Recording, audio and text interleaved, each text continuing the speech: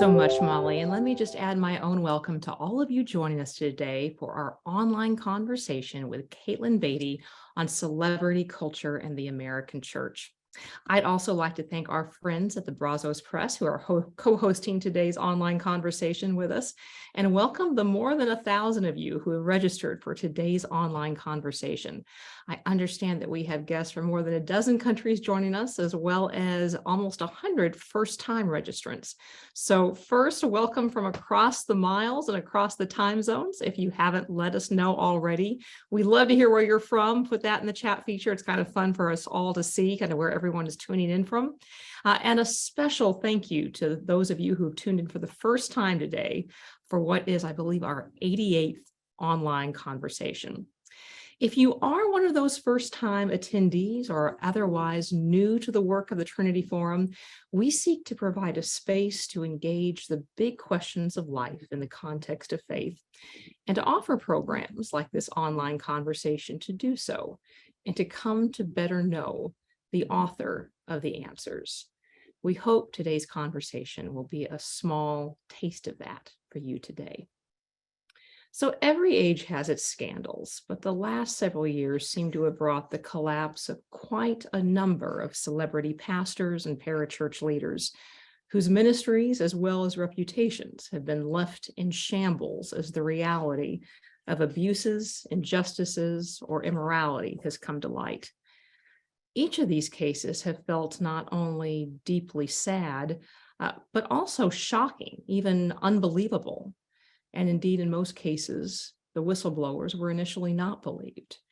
But considered together, our guest today asserts, there are discernible patterns and predictable dynamics that enable, even encourage, a preoccupation with power, profit, and fame, and a susceptibility to their misuse.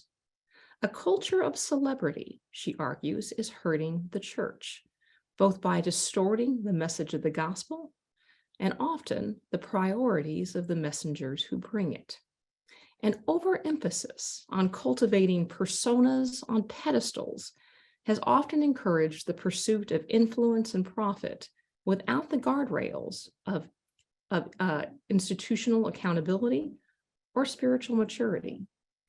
And the way forward begins by looking squarely at the deceptions embedded within a culture of celebrity, as well as renewed attention to truer ways of living modeled by he who called himself the way, the truth, and the life. It's a provocative and an intriguing argument, and one made with expertise, eloquence, and grace by our guest today, Katelyn Beaty. Katelyn is an editor, author, and journalist who's written on faith and culture for the New York Times, the New Yorker, the Washington Post, Religion News Service, The Atlantic, and many other publications. She's also the editorial director of Brazos Press and previously served as the print managing editor of Christianity Today.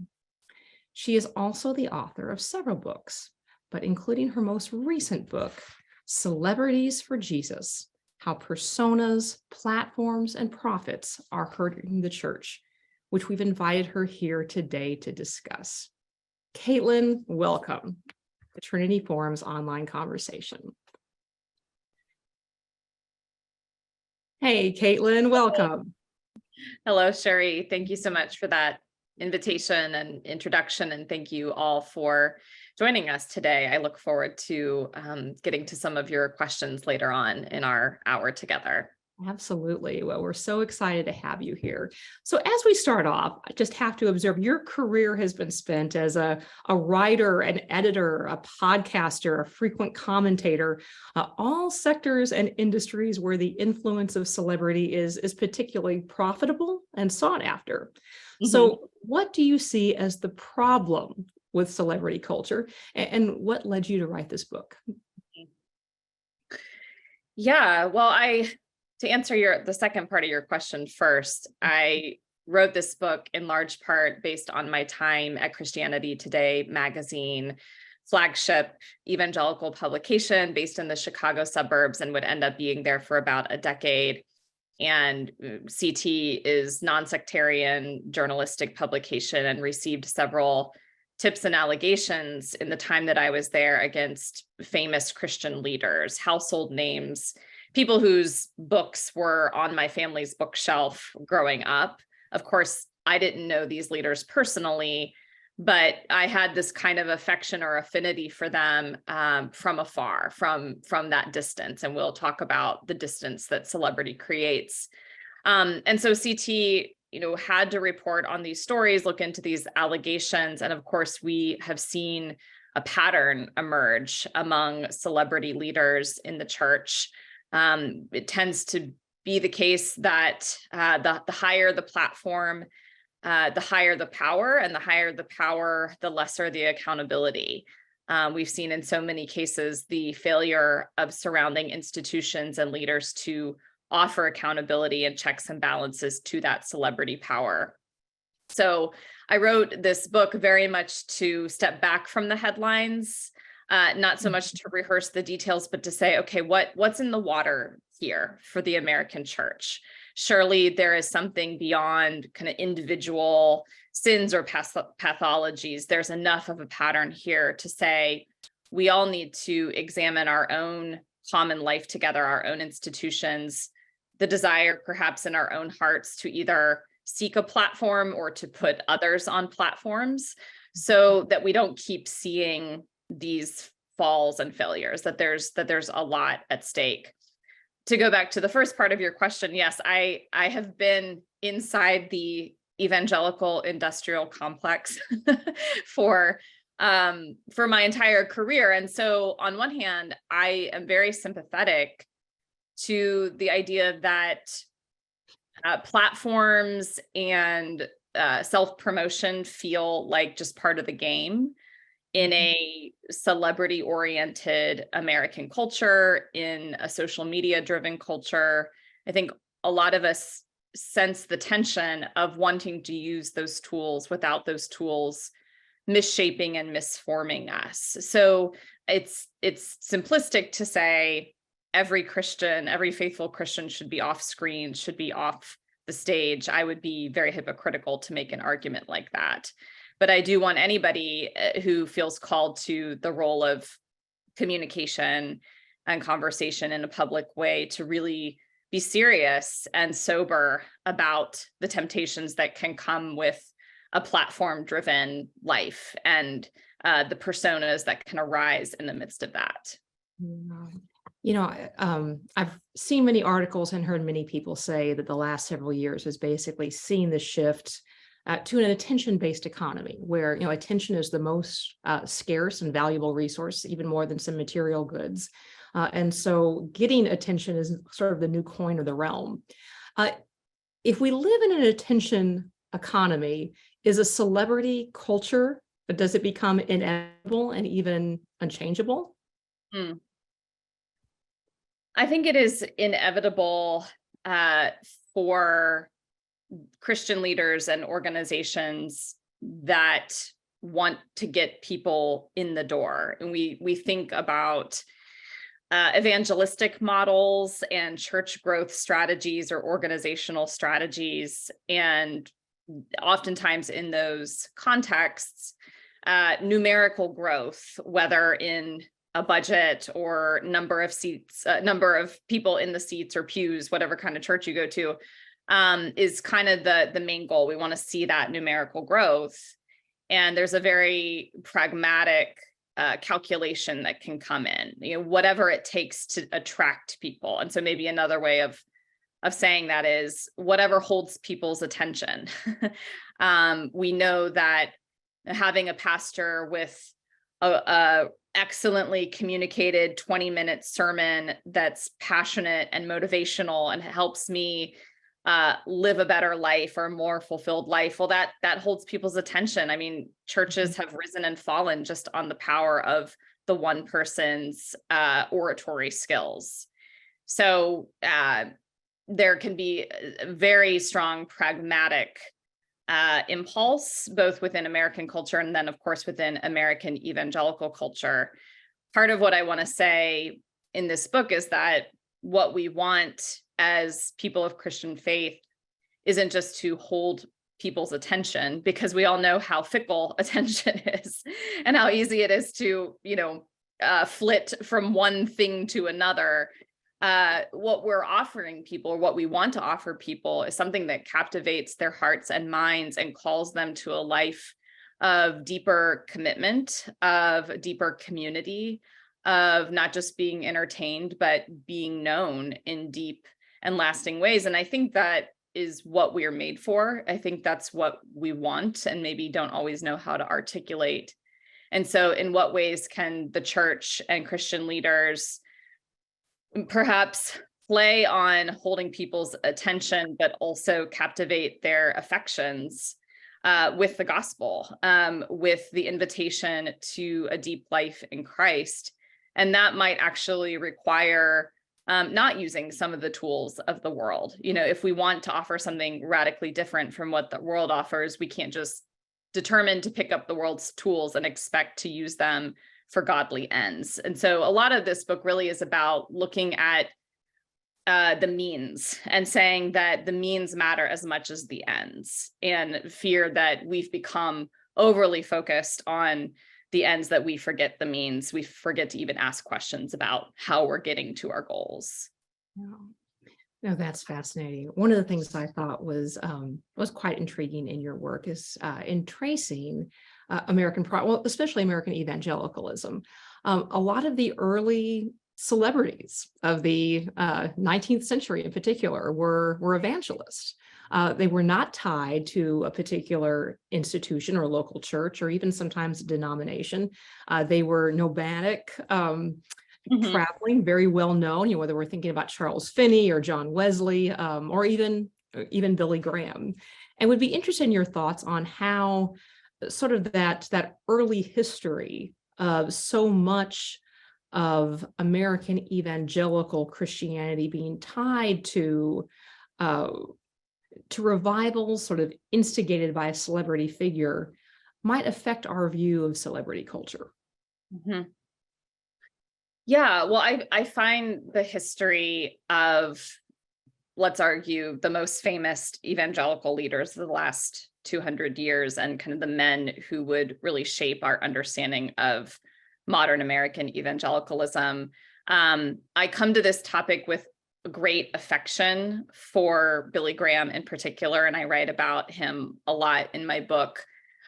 First of all, as someone who I believe genuinely wanted to love and serve the Lord and draw people into the faith with his incredible evangelistic tools, someone who actually acknowledged really early on in his ministry, as his star was rising, that there could be real temptations to this celebrity power that he found himself with. I mean, somebody traveling the globe, as you said, Cherie, I think there's something about the nomadic lifestyle and always being on the road that can fuel these celebrity dynamics. But I write as someone who had a born again experience at age 13 and responded personally and powerfully to an evangelistic altar call. And so these are my people.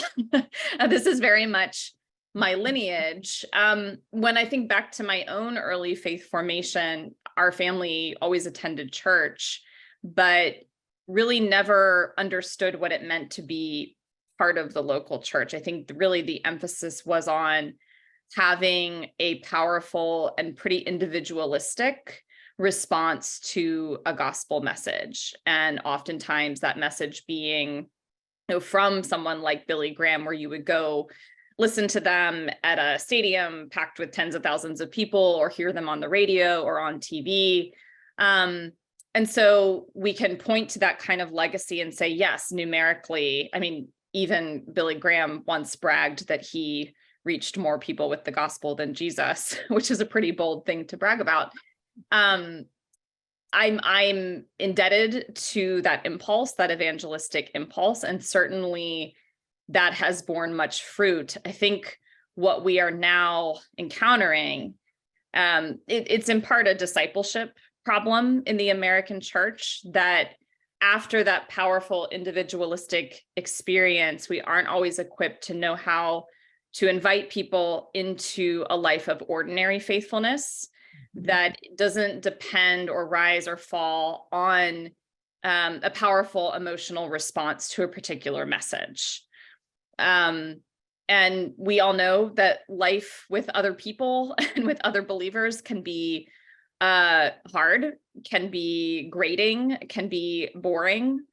But really looking at the New Testament and believing that that is in fact the warp and woof of the Christian life. And I think the American church has struggled to thread that needle and to call people into what's really ultimately a commitment to an institution or a commitment to a community or body. If the gospel that's originally been presented, if the emphasis is so much on that individualistic experience with Jesus, it's no surprise that many American Christians think of their own devotional or discipleship life as I listen to a sermon at home on my laptop, or on a podcast while I'm walking to the gym or the groceries or whatever. And we can talk about those forms of media and teaching, but I don't think that that is church, and I don't think that that is what the vast majority of us are called to think of discipleship and life together as. Yeah. Well, let's talk about some of those forms of media, because you said in your book that a celebrity culture essentially depends on mass media. And I think virtually any scholar of mass media, and certainly, one of the first and most famous of them, Marshall McLuhan, talked about essentially the medium through which we get our information is not neutral, that the medium affects the message. It often affects the messenger, that every different medium has a bias towards the way we present information, the kind of information that we present in the first place. How do you see a mass media celebrity culture shaping the content of what the church teaches? Well, it certainly shapes how the message is received. Neil Postman writes a lot about Billy Graham in his book, Amusing Ourselves to Death, and is, of course, drawing from the work of Marshall McLuhan in claiming that the medium is the message. And Postman argued that Graham and other televangelists were showing this technological naivete in terms of thinking about what it means to preach an evangelistic message through a medium that most people use to be entertained, to consume entertainment and information throughout their days in a pretty passive and individualistic way. So if you think about, your average American or American family watching, sitting down at 6 o'clock to watch the nightly news, this feels like a very long time ago to even be describing something like that. But, flipping the channel over to the nightly news and then flipping the channel over to Jeopardy or The Price is Right. And then they flip over to, there's a crusade that's being televised from Graham. Well, what does it mean that this family's experience with the gospel message is kind of woven into, salacious headlines from the day, and then something very light and fluffy and entertaining? I think crucially, these mass media tend to allow for a highly individualistic way of engaging the information. I think about the experience in a local church where you're sitting together with other believers in a community week in and week out. You hear a sermon, maybe it's great, maybe it's fine, but you have an opportunity together to understand the meaning of the sermon, either after church or in a small group or devotion group. There's a sense that what we're doing together can only be understood in proximate flesh and blood relationship. And mass media just atomizes the way that we process information and content. Of course, going back to the attention economy and knowing how short our attention spans are, I do wonder if mass media today, especially with social media, podcasting, TikTok, really asks all of us to lead with the most dramatic or clickbaity part of what we have to say, and how that distorts oftentimes what we have to say. If you're on Twitter, it's like you lead with anger. If you're on TikTok, you lead with, I don't know, some kind of dance routine. I don't spend a lot of time on TikTok, I'll admit. Since But we are on Zoom. yeah. but kind of, if you are just trying to get eyeballs, if you're just trying to get listeners or attention, you're going to do the thing that is the most dramatic. And I don't ultimately think that is the fullness of what we have to offer the world when we're talking about articulating Christianity in the modern world. You mentioned the individualism that mass media sort of predisposes us towards in terms of our experience. But it's generally been institutions and communities that have often been the most potent in terms of their formational power, in terms of both their constraints and what they call us to do.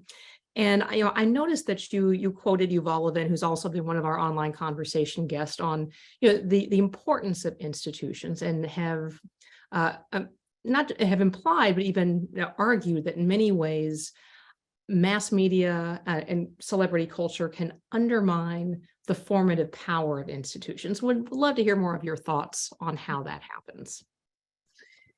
Yeah, well, I'm very grateful for Yuval's reflections on the decline of institutions. It's something that we see headlines about on a not infrequent basis. And of course, this isn't just religious institutions, it's all of our institutions, all of our common organizations that continue on our common life and keep things running, essentially. So what does it mean that all of these institutions are facing crises in levels of trust? And Yuval talks about institutions today becoming platforms for individual performance. And one of the examples he gives is, members of Congress being in session, theoretically trying to create laws. And meanwhile, their Twitter thread is going, they're like, throwing shade play, yes, Congress from the other side of the political aisle, and just how much institutions are seen as propping up the individual's own agenda or persona, right? That the persona takes precedent over the very important but boring work of the institution. And when we think about, it doesn't just happen in large churches, but I do think about the megachurch phenomenon and the megachurch movement, which by many accounts is a very successful model of church in the United States. It's like the majority of people who attend church in America attend a church that qualifies as a megachurch. And also, we just see over and over again the ways that the lead pastor or the pastor who preaches week in and week out, almost I'm saying his intentionally because most mega church pastors are men, that their charismatic presence and their persona just overwhelm the institution itself, that people who come and participate in that institution very much see a primary connection to that leader over and against a connection to that community. And I know that there are lots of mega churches that have tried to mitigate this by drawing people. If you make a commitment to this church, well, you need to be part of a small group. Lots of lay ministers or lay leaders, keeping the church running. But even there, I worry that they're called to keep the church running so that the lead pastor has room in his schedule to keep, writing best-selling books and traveling all over the world, preaching and speaking. And so one of the pitfalls of this model, with the decline of the commitment to an institution and the ascendance of the persona as kind of the operating or central character in a church's self-understanding, is that if or when the pastor has a moral scandal or falls or fails in some way, the institution has a really hard time continuing on without that central figure. We've seen this with Willow Creek. We've seen this with Hillsong, various Hillsong churches, where it's almost like the church doesn't know who they are apart from the leader. And especially when you have a story of a leader who is no longer in a position of power, and there's been real hurt and real grief for the community, how much harder it is to disentangle that past and that story from their own life together. So I think it takes a real intentionality, perhaps especially on the part of mega churches, to have an understanding of themselves and core commitments that say, we know how easy it would be for what we're doing here to be essentially becoming a platform for this one person. And here's how we're going to resist that. Here are choices that we can make together to resist that or to undo what's been done in the past. But it's an uphill climb, right? It's going against the flow of so many elements of megachurch culture and American culture. It's really fascinating in that, the development of that persona, not only, of course, does it put the church or an individual church at much greater risk, but from everything we know, cultivating a persona rather than being known is actually a terribly isolating, lonely, depressing place to be. There's tons of data on this, not only for adults, but particularly for teenagers. We recently interviewed Jonathan Haidt and Andy Crouch, and just overwhelming evidence that once smartphones became the norm, just huge upticks in teen depression and anxiety. At the same time, it was accompanied by also huge upticks in essentially elevating fame as that which was most wanted. There have been other studies that basically had teenagers pick from, let's say, 7 different values. Fame definitely came out on top. We want to be famous. We want a persona, even though the persona makes us miserable because we aren't known. What is it about us that so longs for a persona, when a persona, a false persona, essentially makes us miserable? Mm-hmm. Yeah, it's a profound question. And I think about, again, using the attention economy idea. And we might say, oh, these teenagers just want attention. They're using these tools to kind of get their 30 seconds of fame because they just want to be seen. But if you dig a little bit deeper into the understanding or the notion of attention, especially when we're talking about young people at a very formative, often unstable or rapidly changing part of their own sense of self and identity, attention is perhaps another way of trying in their own way to be seen and to be known and even to be loved or adored. And, it's not relegated to TikTok and teenagers, of course. These are fundamental human longings that on a spiritual level are satisfied in our lives in Christ, that God sees us and knows us and loves us. And also something that we desperately need to live grounded, healthy human lives. It's what we are created for. And I think in a time of profound loneliness, a time when we're less likely to understand ourselves as part of something greater in the form of an institution or a local community, celebrity is like a shortcut. It is something that can be easily accessed using the tools of mass media to get a quick feeling of being known, of being seen, of being adored. And so I think in that way, it's ultimately an empty promise. It doesn't actually lead to that. But that's the part of us, the good part of us that it appeals to.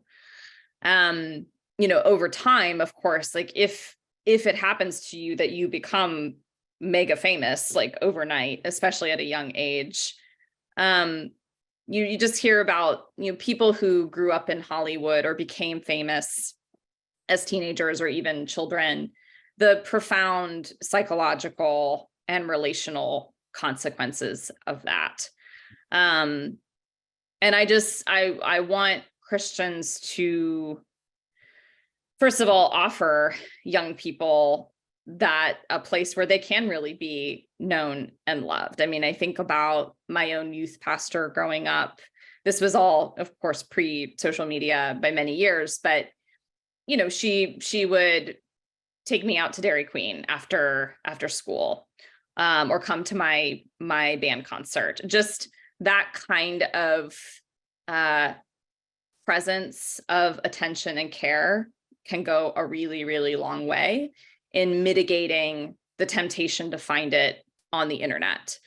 But also, I mean, for those of us, for adults, the temptation doesn't go away. And then I think it requires, for anybody who does find themselves with some measure of fame, with some measure of platform, a real kind of counterbalance in one's own life to say, I'm putting deliberate parameters around my life using these platforms. My priority is the people whose lives I'm intimately connected to, the people I see every day, the people who I'm proximate to. That's the priority. And all the more, if that platform rises, if I feel myself getting sucked into that, all the more am I choosing to invest in the people around me who don't just adore me, but like actually love me. Like it's not actually good for us to just be adored,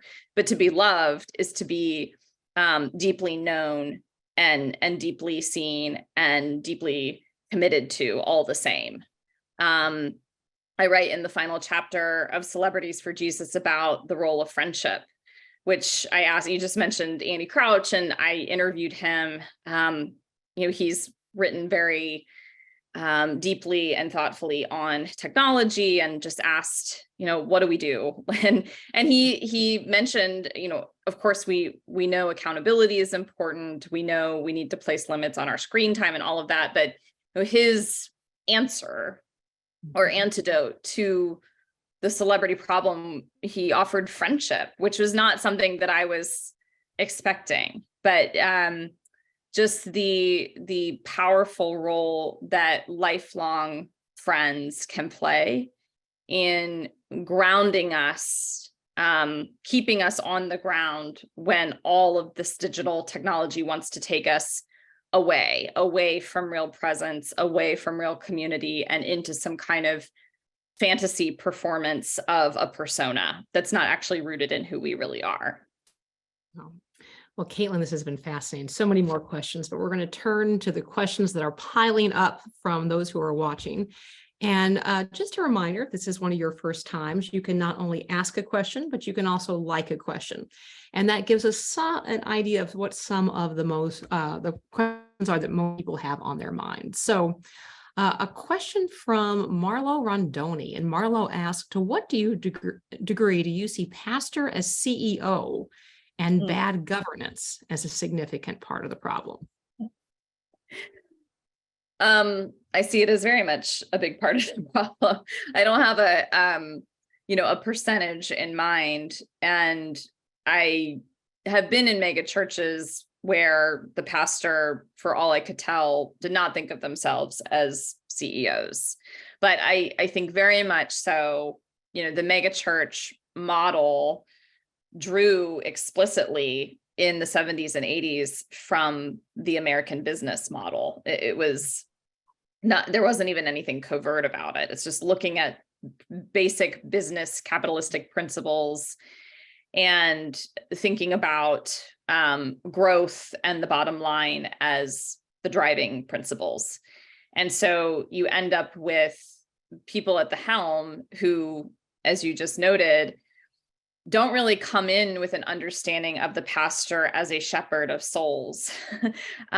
Because on one level, just very pragmatically, how could you possibly get to know 2,000 souls? You can't, it's impossible.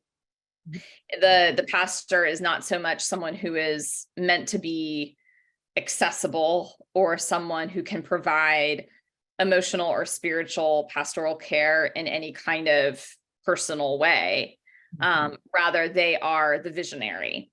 They are the person who is going to lead us into the future, to take us to bigger and better heights, who inspires and encourages, all from the platform. And it works, it works in the way that the Apple model under Steve Jobs worked. Now, Steve Jobs, as I understand it, wasn't a very nice person to be around. And it is really unfortunate that part of the CEO model is also perhaps someone who doesn't have time to treat people, as real people, someone who doesn't think about softer skills like emotional intelligence as being necessary, all sorts of pathologies that can creep in with that CEO model. So absolutely, there's very much an explicit borrowing from the world of business with the megachurch model. And unfortunately, the pastor as CEO is a part of that. So a question from Victoria Martino, who asks, Jesus warned his followers that they should not call anyone master or teacher or father. He understood human nature and the all too human desire for adulation and elevation in the eyes of others. Why do you think that there have not been more whistleblowers in the Christian church? That's a great question. I think that, just as this person noted, we fallible humans are looking for touch points to the sacred in our midst.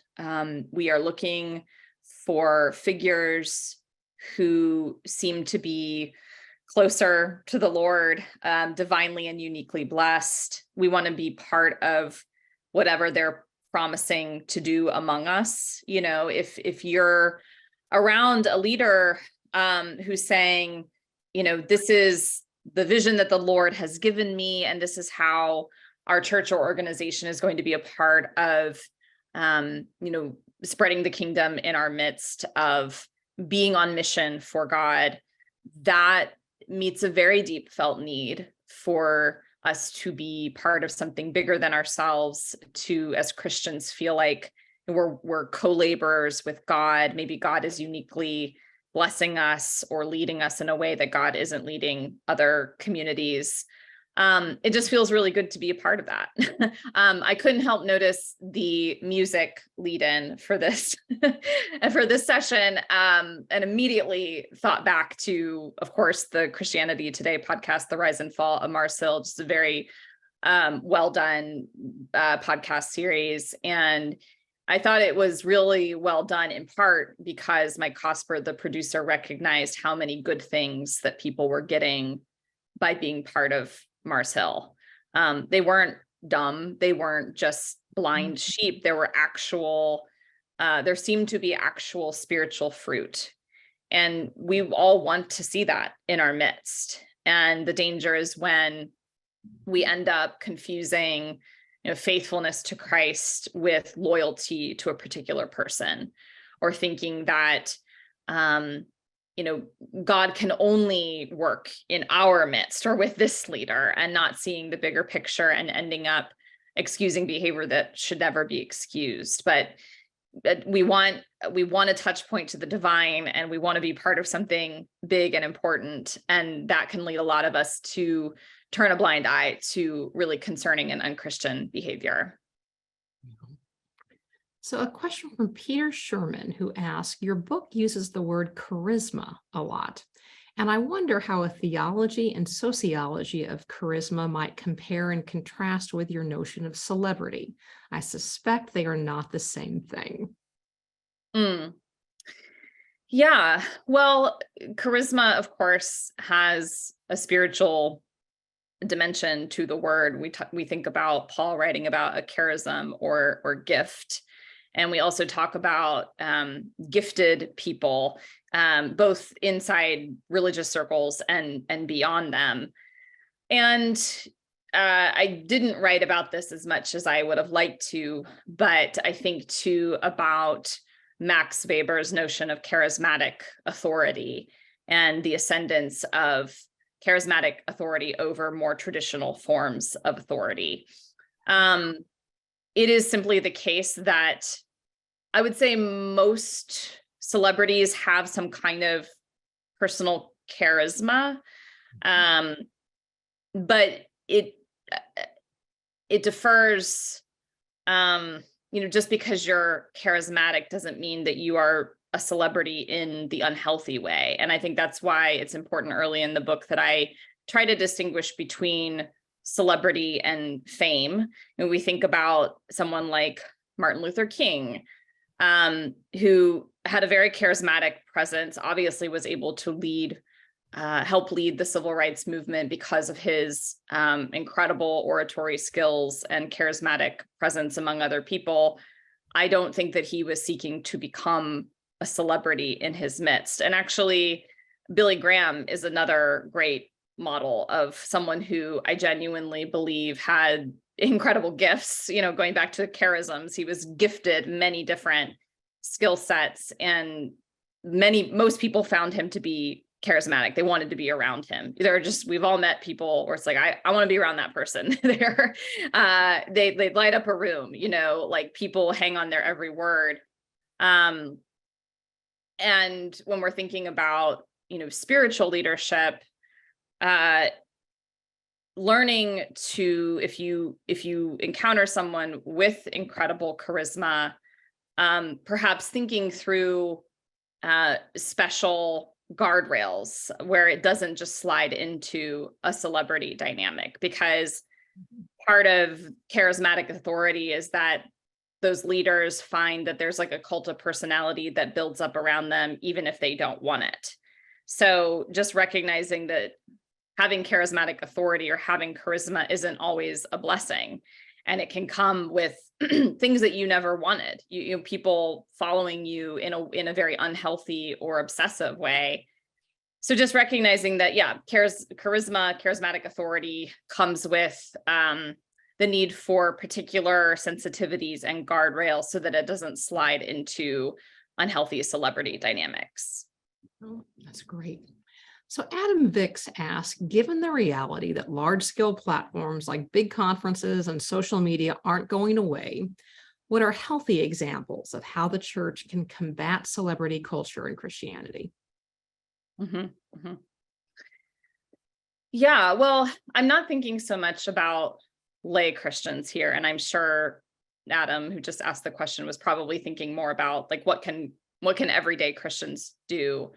But I do just want to emphasize here, when we're talking about conferences and book publishing, which I am in currently, I work as a full-time acquisitions editor. I think these business infrastructures have a lot of responsibility to play in correcting longstanding dynamics of preference for celebrity leaders and fueling celebrity dynamics. So I think this isn't just an issue that's going to go away so long as everyday Christians commit themselves to the local church, which is a great thing, and which I think we should all do.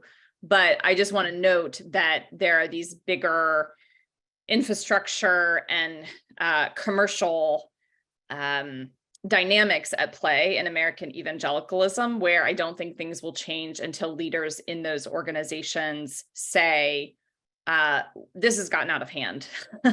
The way that conferences are run, the way that people are selected, the way we treat these people, how much we pay these people, this is all showing that we put way too much emphasis on celebrity following to determine who gets to lead and teach the church. I think, of course, accountability is really important for any kind of organization or institution. And it's something that we all know, of course, and even celebrity leaders will say, oh yes, I fully submit to structures of accountability. Of course, that's important to me. But really interrogating what those accountability structures, how they actually operate in real life and in real relationships, because you can have a leader who theoretically answers to multiple boards. And yet when you scratch the surface of those accountability groups or structures, you realize that most of the people on the board or in the group have a vested interest in continuing to prop up the celebrity as a celebrity. So really getting wise about interpersonal power and intentionally choosing people to whom the celebrity leader answers who don't have a vested interest, or their vested interest is in the future of the particular church or institution, not on continuing the celebrity leader's career or extending their power further and further. So yeah, getting wise about accountability structures. I think this is a call for all of us. I'm sure you've had many guests at the Trinity Forum, Cherie, who talk about screen time and our relationship to media. But this is something that we all know that something is off in our relationship with media. But looking at how much time and energy and kind of emotional investment we're placing in not just screens, but how we then start to see people whom we don't know in any real way as authority figures in our own lives and spiritual formation. And I'm saying this as someone who has benefited immensely from books written by Christian authors. I don't know them personally, but their work has really enriched my life and relationship with God. So this is not me saying, don't ever read a Christian book by someone you don't know. That's silly, but are we outsourcing discipleship away from the local church onto individual leaders out there? And what if we were to prioritize or centralize our life in the local church as the place where the primary warp and woof of the Christian life is lived out? And if we happen to find these extra resources that are helpful, great. But those resources aren't the main thing. Makes sense. So another question we have comes from Rob Daniels, who said, what do you say to that friend, family member, or coworker who cannot see that the unhealthy celebrity culture that perhaps permeates the faith community that they are a part of? Where do you start that conversation? Yeah, that's a really good question. It's hard because, if your friend or family member is going to a mega church with a celebrity leader, it's probably simplistic to say, you shouldn't go to that church anymore. And, going back to the Mars Hill example, we do see very meaningful and deep ways that people can become involved in institutions that are marked by celebrity dynamics, but aren't necessarily swallowed up by those dynamics, that actually you can have healthy and unhealthy impulses in the same community and the same leader, right? But I would maybe ask this person who finds themselves in a celebrity influenced church culture, when was the last time they had a conversation with someone on the pastoral team, and talking a little bit more deeply about the role of a pastor or pastors. Again, coming back to the notion of a pastor being a shepherd of souls and making sure that that person feels cared for as a sheep, as a member of the body, that they understand the crucial role that they play in the body of Christ. And if that is not being spoken to or not an emphasis in that community, yeah, it might be time to think about a different, a church that does things differently, or a spiritual community that does things differently. I think there's also a healthy warning just to say, we are not called to place our ultimate allegiance in any one particular leader, even very healthy, godly leaders. And to see the costs that can crop up when we find ourselves placing a certain kind of allegiance or giving allegiance to leaders who we don't really know in any real way. When we look to these kind of heroes or icons out there to tell us how to live as Christians, that lack of proximity and that distance can create all sorts of distortions, and that can be personally heartbreaking if the icon is cracked and we actually see the person behind it as being a very deeply flawed and potentially harmful leader. That can have a real personal spiritual cost for us. Yeah. So a final question comes from Chris Murphy, who asked, does technology and social media necessarily take us away from reality and or community? Are there ways that technology and social media can actually cultivate community? Mm-hmm. Yeah, I've never really liked the notion that what happens online isn't reality. It is a mediated kind of reality. And I think as people of faith who come back to the central notion that God was enfleshed in the person of Christ and incarnated and lived among us as a full human, I think we do want to say that what can happen in the presence of other people hits at a more core and deeper part of who we are and who we're made to be in the image of God. But I think it's simplistic to say it's, what happens in the flesh is real and what happens online isn't real, because you still have humans interacting with each other, even through these mediated forms. And I have found some measure of community online, mostly in terms of affinity or interests. So I would say there's oftentimes a type of community that can be cultivated, or connection that can be cultivated, that is good. I like that I can, go on, well, it's all driven by ads now and advertising. So, but theoretically, I can go on to Twitter and, type in a hashtag of bird watching. I enjoy bird watching on the side. And I get all these updates about, other bird watchers in New York City and what they're seeing in Central Park. And that makes me feel connected to that community. And I think that's for the good, right?